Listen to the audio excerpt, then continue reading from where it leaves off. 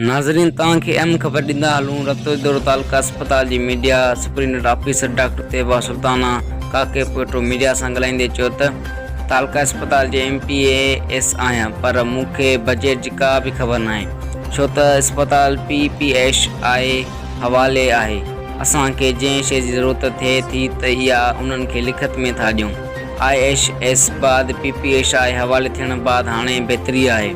असां वटि तक़रीबन 20 खां वधीक शोबा कमु कनि था, जंहिंमें अखियुनि जो शोबो आहे, जिते हर हफ़्ते ऑपरेशन थींदा आहिनि, जंहिंजी प्राइवेट में 1 खां 2 लख रुपया ख़र्च आहे।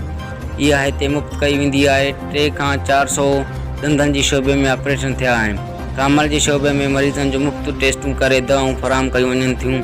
TB जो शोबो साल जेतिरो इलाजु आहे उहो ॾिनो वेंदो आहे। मलेरिया जो शोबो ऐं ARV पिणु मौजूदु आहे।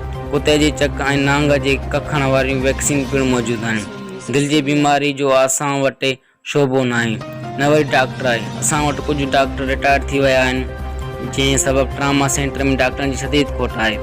असां वटि मुर्दा खानो बि न आहे। उन लाइ DM खे लिखत ॾेई चुकी आहियां त असांखे मुर्दा खानो सर्द खानो ठाराए ॾिनो वञे, जिते पोस्टमार्टम ऐं कंहिं लाश खे जिते रखी सघिजे। ऐं तक जी MPA बिलावल भुट्टो MPA फरियाल टारपुर सां पिणु मुलाक़ात करे हिकु आम अस्पताल में ब्लड बैंक जे हवाले सां चयो, छो त अस्पताल में ब्लड बैंक जी अशद ज़रूरत आहे। एतिरा ई माण्हू बेरोक़ रत न मिलण सबबु फोती वञनि था। अस्पताल जी बजट छा आहे उन बाबति MS आहियां, पर मूंखे का बि ॼाण नाहे।